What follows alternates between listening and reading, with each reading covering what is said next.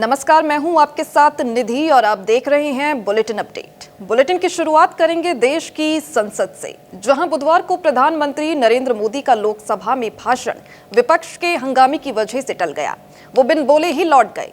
वहीं यूजीसी के मुद्दे पर बीजेपी नेताओं की बैठक सांसद बृजमोहन अग्रवाल के घर पर हुई, जहां सोच समझकर फैसला लेने पर जोर दिया गया। उधर इलाहाबाद हाई कोर्ट ने लापता लोगों के मामलों पर नाराजगी व्यक्त की है। अदालत ने इसे सिस्टम की बड़ी नाकामी बताया है। इसी के साथ महाराष्ट्र के नेता अजीत पवार के निधन के बाद एनसीपी के भविष्य, पवार परिवार की राजनीति और पार्टी की दिशा को लेकर चर्चाएं तेज हो गई हैं। वहीं बिहार चुनाव को लेकर जन स्वराज पार्टी सुप्रीम कोर्ट पहुंची है और बिहार में नए सिरे से चुनाव की मांग की है। इन सभी खबरों पर विस्तार से बात करने से पहले एक नजर डालते हैं आज की हेडलाइंस पर। अमेरिकी राष्ट्रपति ट्रंप पर हमले की कोशिश करने वाले शख्स को उम्र कैद की सजा। 2024 में AK-47 जैसी राइफल लेकर अमेरिकी राष्ट्रपति के गोल्फ क्लब आया था। रूस बोला, भारत किसी से भी तेल खरीदने के लिए आजाद, इसमें कुछ भी गलत नहीं। रूस के प्रवक्ता दिमित्री पेस्कोव बोले, भारत से तेल खरीद रोकने की जानकारी नहीं। लोकसभा में पीएम मोदी की स्पीच के बिना धन्यवाद प्रस्ताव हुआ पास। 2004 के बाद ऐसा पहली बार हुआ। कांग्रेस बोली, जब तक राहुल नहीं बोलेंगे पीएम मोदी को नहीं बोलने देंगे। हरिद्वार में विसर्जित की गई एनसीपी नेता अजीत पवार की अस्थियां। एनसीपी के युवा नेता धीरज शर्मा ने गंगा में की प्रवाहित। महाराष्ट्र में प्लेन क्रैश में हुआ था निधन। तमिलनाडु के कृषि मंत्री MRK पन्नीरसेल्वम बोले, हिंदी भाषी यहां पानी पूरी बेचने आते हैं। हमारे बच्चे तमिल के साथ अंग्रेजी भी जानते हैं, इसलिए विदेश में करोड़ों कमा रहे हैं। अब खबरें विस्तार से। बुधवार की शाम 5 बजे प्रधानमंत्री नरेंद्र मोदी को लोकसभा में भाषण देना था।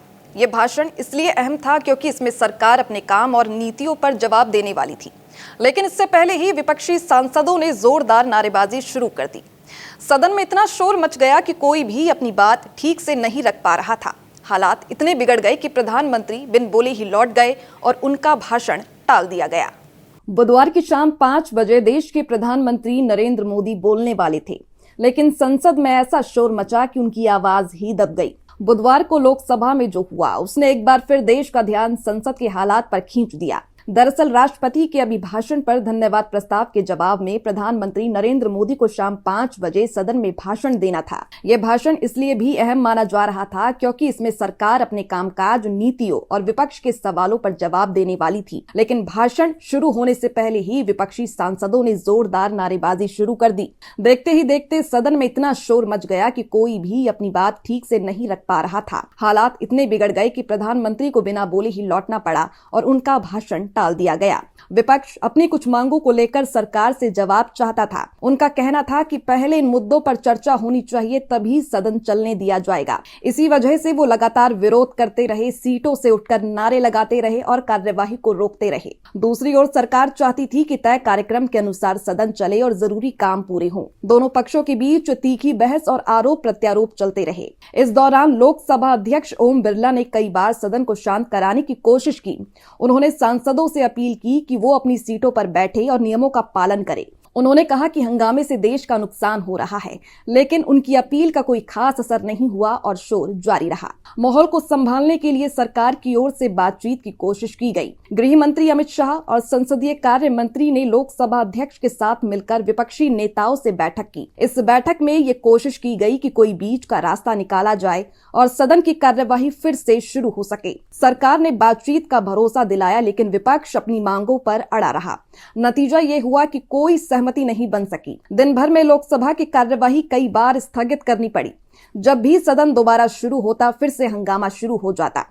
3 बार स्थगन के बाद भी हालात नहीं सुधरे। आखिरकार लोकसभा अध्यक्ष को मजबूरी में पूरे दिन के लिए सदन स्थगित करना पड़ा। इसका मतलब ये हुआ कि उस दिन कोई भी महत्वपूर्ण चर्चा, विधेयक या फैसला नहीं हो सका। इस पूरे हंगामे का सबसे बड़ा नुकसान ये हुआ कि प्रधानमंत्री का भाषण नहीं हो पाया और देश से जुड़े कई जरूरी मुद्दों पर बातचीत नहीं हो सकी। आम लोग चाहते हैं कि संसद में महंगाई, रोजगार, शिक्षा, स्वास्थ्य और विकास जैसे विषय पर गंभीर चर्चा हो, लेकिन जब बार बार हंगामा होता है तो जनता की उम्मीदों को झटका लगता है। यह घटना साफ दिखाती है कि सरकार और विपक्ष के बीच तनाव अब भी गहरा है। अगर दोनों पक्ष सिर्फ टकराव की राजनीति करेंगे तो संसद के कामकाज में रुकावट आती रहेगी। देश की प्रगति के लिए जरूरी है कि मतभेदों को बातचीत से सुलझाया जाए और संसद को बहस और समाधान का मंच बनाया जाए, न कि हंगामे का अखाड़ा। देश भर में इस वक्त यूजीसी के नए आदेश को लेकर विवाद चल रहा है। कुछ लोग इसका समर्थन कर रहे हैं तो कई लोग इसका विरोध कर रहे हैं। इसी मुद्दे पर बीजेपी नेताओं की एक अहम बैठक सांसद बृजमोहन अग्रवाल के घर पर हुई। इसमें शिक्षा मंत्री धर्मेंद्र प्रधान और खेल मंत्री मनसुख मांडविया समेत कई बड़े नेता शामिल हुए। बैठक में आगे की रणनीति और समाधान पर चर्चा की गई। देश भर में इस वक्त यूजीसी यानी कि विश्वविद्यालय अनुदान आयोग के नए आदेश को लेकर काफी विवाद चल रहा है। कुछ लोग इस आदेश का समर्थन कर रहे हैं तो कई लोग इसका विरोध कर रहे हैं। इसी बीच सुप्रीम कोर्ट ने यूजीसी के नए नियम पर फिलहाल रोक लगा दी है। कोर्ट ने कहा है कि अभी पुराने नियम ही लागू रहेंगे।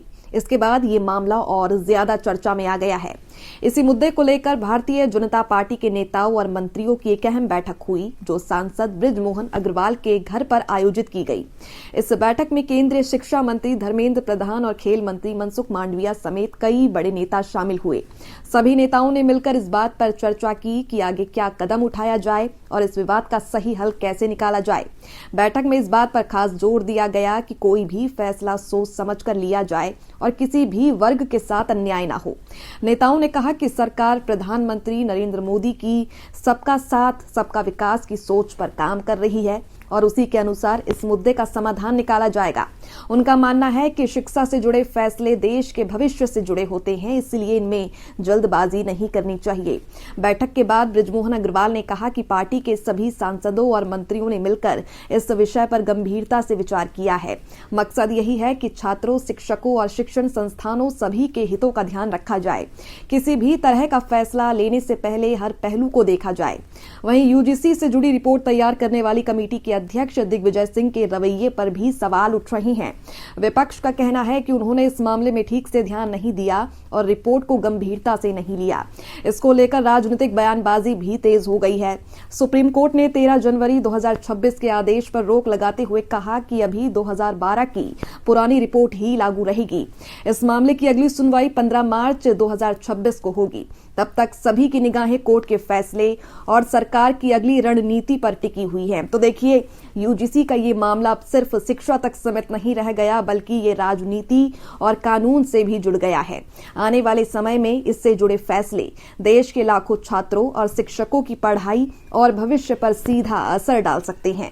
यूपी में लापता लोगों के बढ़ते मामलों को लेकर इलाहाबाद हाई कोर्ट ने सख्त रुख अपनाया है। अदालत ने पुलिस की कार्यशैली पर गंभीर सवाल उठाते हुए इसे बेहद चिंताजनक बताया है। कोर्ट के अनुसार बीते 2 सालों में प्रदेश में 1 लाख से ज्यादा लोग लापता हुए, लेकिन हजारों मामलों में ही सही कार्यवाही हो सकी, जो सिस्टम की बड़ी नाकामी को दिखाता है।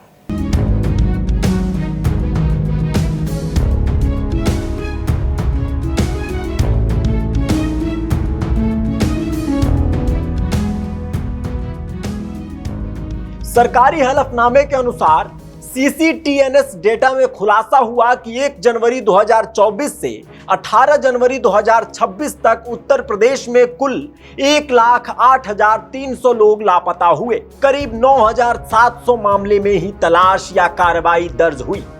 बाकी मामलों में कोई ठोस प्रगति नहीं दिखाई दी गई। याचिकाकर्ता के बेटे के मामले में तो 17 महीने बाद जाकर FIR दर्ज हुई। इस पर हाई कोर्ट की बेंच ने कड़ी टिप्पणी की।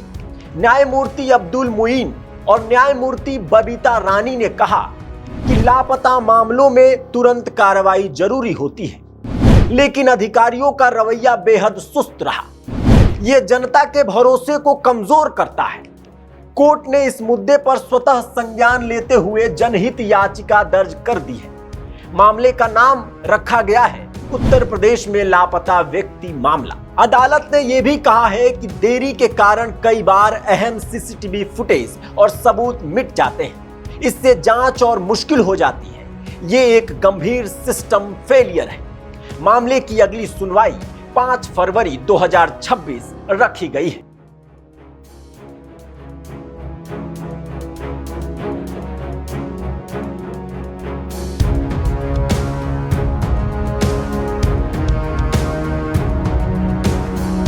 और देखिए, महाराष्ट्र की राजनीति में शोक और हलचल का माहौल है। राज्य के बड़े और ताकतवर नेताओं में से एक अजीत पवार का 28 जनवरी को बारामती में हुए एक विमान हादसे में निधन हो गया। अजीत पवार के जाने के बाद अब एनसीपी के भविष्य और पवार परिवार की राजनीति को लेकर कई सवाल खड़े हो गए हैं। सबसे बड़ा सवाल ये है कि अब सत्ता की विरासत किसके हाथ में जाएगी और शरद पवार और परिवार की बैठकों का क्या सियासी मतलब है। साथ ही ये भी चर्चा है कि क्या एनसीपी के दोनों गुट फिर से एक हो पाएंगे। अजित पवार, जो महाराष्ट्र के 6 बार डिप्टी सीएम रह चुके थे, एक चार्टर्ड लियरजेट 45 विमान दुर्घटना में अपनी जान गंवा बैठे। इस हादसे में उनके साथ कुल 5 लोगों की मौत हो गई। दुर्घटना के कारणों की जांच डीजीसीए और एएआईबी समयबद्ध प्रक्रिया से कर रही हैं। घटना से पूरा महाराष्ट्र शोक में डूब गया। वहीं अजित पवार के बेटे पार्थ और जय पवार ने भावुक पोस्ट साझा कर अपने दुख को जाहिर किया। अब दादा के चले जाने के बाद पवार परिवार और एनसीपी में नेतृत्व की अग्नि परीक्षा शुरू हो गई है। अजित पवार की पत्नी सुनेत्रा पवार को उनकी मौत के 3 दिन बाद ही महाराष्ट्र की उप मुख्यमंत्री बनाया गया। ये कदम न सिर्फ सत्ता में उनकी भूमिका को मजबूत करता है, बल्कि एनसीपी के भविष्य की दिशा तय करने में भी अहम है। एनसीपी के 2 गुट लंबे समय से बटे हुए हैं, एक शरद पवार के नेतृत्व में और दूसरा अजित पवार गुट के रूप में। अजित पवार की मौत से पहले ही दोनों गुटों के बीच विलय की बातचीत चल रही थी। वहीं अब बुधवार को शरद पवार ने अजित पवार के दोनों बेटे पार्थ और जय पवार से बारामती स्थित उनके पैतृक आवास में लगभग 1.5 घंटे तक बंद कमरे में मुलाकात की। इस बैठक को लेकर राजनीतिक गलियारों में चर्चा है कि एनसीपी के विलय की राह अभी भी खुली हुई है। वरिष्ठ नेताओं के मुताबिक अजित पवार ने खुद एनसीपी के दोनों गुटों को जोड़ने की कोशिश की थी और एक घोषणा की तैयारी कर रहे थे। वहीं ये भी बता दें कि शरद पवार ने सुनेत्रा पवार को डिप्टी सीएम बनने पर समर्थन जताया है, लेकिन उन्होंने ये भी साफ किया है कि पार्टी की विचारधारा पर किसी तरह का समझौता नहीं होगा। शरद पवार की सुनेत्रा के घर पर हालिया मुलाकात और पार्थ जय पवार से हुई बातचीत से पुनर्मिलन की अटकलें और तेज हो गई हैं। ये सिर्फ राजनीति की कहानी नहीं है, बल्कि ये एक परिवार की कहानी भी है। दादा की मौत ने पूरे परिवार को झकझोर कर रख दिया है। सुनेत्रा के कंधों पर अब बड़ी जिम्मेदारी है, न सिर्फ एक नेता के रूप में, बल्कि 2 बेटों के लिए एक मां और मार्गदर्शक के रूप में भी। अजित पवार का जाना महाराष्ट्र के लिए एक बड़ा धक्का था, लेकिन अब सवाल यह है कि क्या पवार परिवार की राजनीति फिर एक साथ लौटेगी? क्या एनसीपी, जो एक समय महाराष्ट्र की सबसे ताकतवर पार्टियों में से थी, क्या वो फिर एक होगी?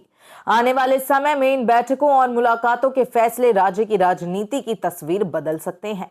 इसी बीच एक बड़ा सवाल, क्या चुनाव से पहले पैसा बांटना सही है या ये वोट खरीदने जैसा है? इसी सवाल को लेकर अब बिहार विधानसभा चुनाव का मामला सुप्रीम कोर्ट तक पहुंच गया है। चुनावी रणनीतिकार से नेता बने प्रशांत किशोर की पार्टी जन सुराज पार्टी ने चुनाव को चुनौती देते हुए कोर्ट में याचिका दायर की है। पार्टी का आरोप है कि चुनाव से पहले लाखों महिलाओं के खातों में सीधे 10,000 रुपए भेजे गए ताकि उन्हें वोट देने के लिए प्रभावित किया जा सके। पार्टी की मांग है कि बिहार में नए सिरे से चुनाव करवाए जाए ताकि जनता को सही नेता चुनने का मौका मिल सके। क्या चुनाव से पहले पैसा बांटना सही है या ये वोट खरीदने जैसा है? इसी सवाल को लेकर अब बिहार विधानसभा चुनाव का मामला देश की सबसे बड़ी अदालत तक पहुंच चुका है। चुनावी रणनीतिकार से नेता बने प्रशांत किशोर की पार्टी जन सुराज पार्टी ने बिहार चुनाव को चुनौती देते हुए सुप्रीम कोर्ट में याचिका दायर की है। पार्टी का आरोप है कि चुनाव से पहले लाखों महिलाओं के खाते में सीधे 10,000 रुपए भेजे गए ताकि उन्हें वोट देने के लिए प्रभावित किया जा सके। जन सुराज पार्टी का कहना है कि ये सब उस वक्त हुआ जब आचार संहिता लागू थी और ऐसे समय में सरकारी योजनाओं के तहत पैसा देना गलत है। याचिका में कहा गया कि मुख्यमंत्री महिला रोजगार योजना के तहत नए लाभार्थियों को जोड़कर चुनाव के दौरान उन्हें भुगतान किया गया, जो संविधान के नियमों का उल्लंघन है। पार्टी का मानना है कि इससे चुनाव की निष्पक्षता पर बड़ा सवाल खड़ा होता है। उन्होंने कोर्ट से मांग की है कि इस मामले में सख्त कार्यवाही हो और दोषियों को जिम्मेदार ठहराया जाए। इस केस की सुनवाई मुख्य न्यायाधीश सूर्यकांत और न्यायमूर्ति जॉय माल्या बागची की बेंच करेगी। जन सुराज पार्टी ने यह भी कहा है कि चुनाव के दौरान जीविका समूह से जुड़ी करीब 1.8 लाख महिलाओं को पोलिंग बूथ पर तैनात किया गया, जो नियमों के खिलाफ था और इससे मतदान प्रभावित हुआ। पार्टी ने इलेक्शन कमीशन ऑफ इंडिया से भी मांग की है कि वो इस पूरे मामले की गंभीर जांच करे। इसके साथ ही उन्होंने कोर्ट से यह भी कहा है कि मुफ्त योजनाओं और सीधे में पैसे ट्रांसफर करने पर देश भर में साफ और सख्त नियम बनाए जाएं ताकि भविष्य में चुनाव निष्पक्ष रह सके।